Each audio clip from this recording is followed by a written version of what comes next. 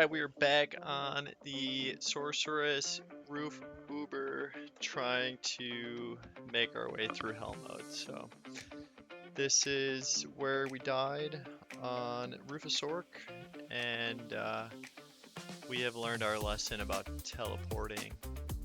We're even using telekinesis to open doors. We're sending Meteor way out ahead of us. Walking the whole way. We have certainly learned our lesson on the Sork. So, taking down Andariel here. Trying to see what we can get. Hopefully switch on some Magic Find gear.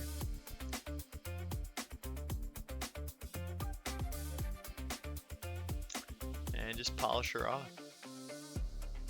We get rewarded with 400 Magic Find with a set of Mage Fists, which are perfect for us as Meteor Sorceress. So couldn't really ask for a better find there. Still rocking that Wizard Spike and that Razor Switch. I think this is the first time it's getting shown in the series. I'll try to find the drop, but that we got so much use out of that Razor Switch. Okay, resistances are looking good, so we are ready to push on. Finding some items for the Grail. Killing Random in here, and we are feeling good. We are totally back from the two major setbacks of the Assassin's Death and the first Sorceress.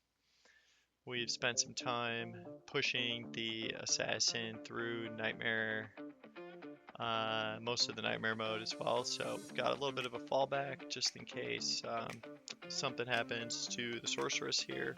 We're not starting from level 1 anymore, we're starting from like level, I don't know, 50, 55, something like that. Found some Gorefoots. Getting the Staff of Kings here.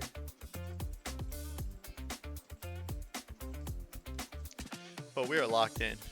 You can see I don't have the headset on.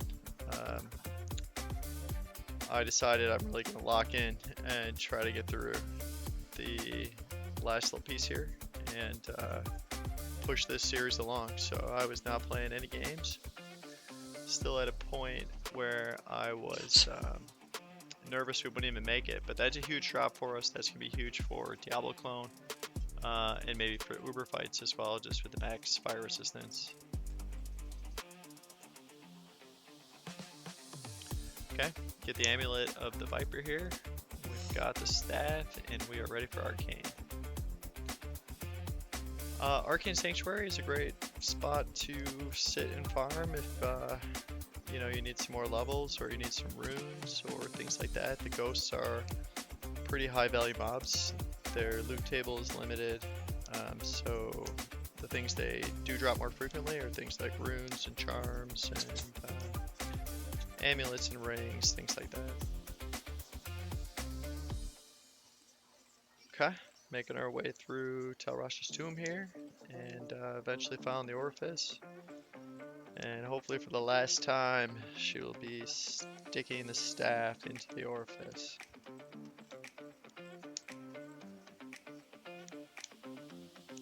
I was feeling good here though. I spent a lot of time in Nightmare Vale, and that got us a lot of loot, and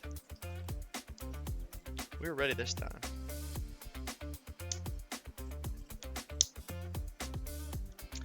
These are in ×2 if you're curious about actual kill speed, but Andariel went down without too much of an issue after switching to some Magic Find gear. And we get a little Serpent Lord staff, one for the Grail, but doesn't really do much. On to Act 3, got the Jade figurine. Hoping that Ormus gives us something good when we get to the Gibden. Another one for the Grail.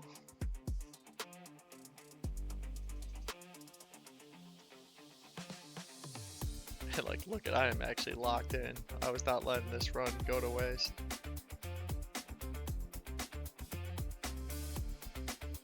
Fire immune mobs are still giving us a lot of trouble.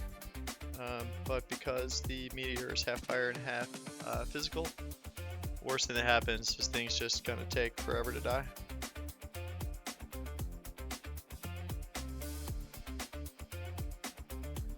Okay, hoping for a good ring here from Ormus.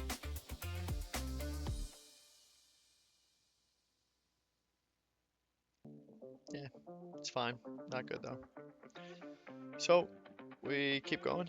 We're trying to get the rest of the relics for the flail, and then we'll work our way through Trav and all that too. So I'm giving you guys the longer cut videos here. I think some people might be interested in just like how the progression looks. If you're trying to do this on your own, you know, I could give you guys the last moment of every boss kill, but doesn't really show the strategy or anything like that. This is, again, a super difficult place, the Ruined Temple. When you just run into there, you gotta have hands on juves. You could have those bears there, or these lancers and everything, and they all hit hard. They're probably harder than the battle maid, actually, so I would just be really on it. Still haven't found a key yet, and that's a little unfortunate. Got a Lum Rune, so those are good for upgrading gear.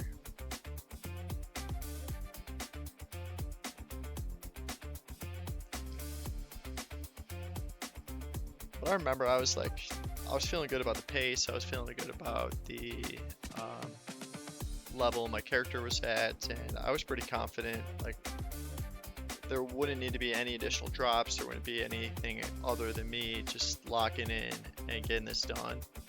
And the next real lock point for us is going to be the Ancients battle on Hell mode. That's like a very significant battle that can ruin a lot of hardcore runs. But I don't think, like, Diablo, I've killed Diablo so many times. If Diablo hits me with something, you know, I'm doing something wrong. So I don't think that's going to be the real issue here. It's mostly just staying alive, making sure I'm not taking any real risks teleporting.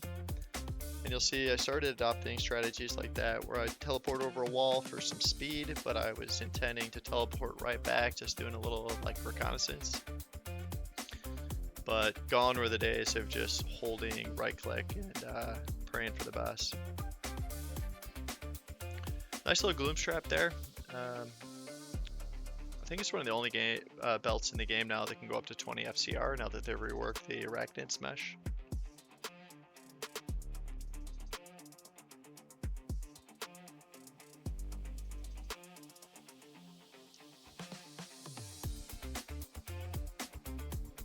Lighting res was absolutely maxed at this point, so we weren't expecting too much of an issue with Meph, just probably getting ready for a little bit longer battle, try to keep the Mercenary up. His resistances were looking good too. But the Wizard Spike, you know, I don't think anyone really uses it on multiplayer, but it is excellent for a playthrough for Hell.